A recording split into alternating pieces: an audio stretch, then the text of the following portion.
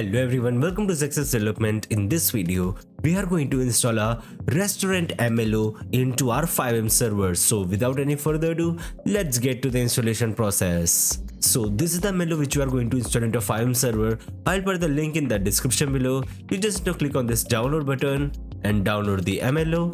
After downloading it, we just need to extract the FiveM ready file into our FiveM resource folder. So I'll be extracting it over here.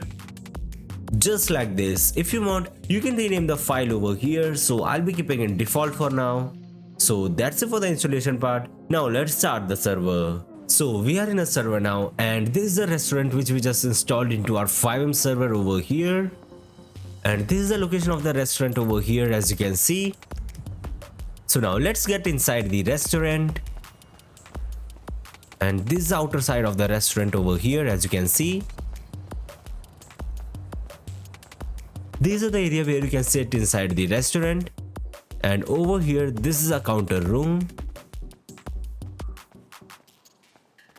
and this is the kitchen area, as you can see.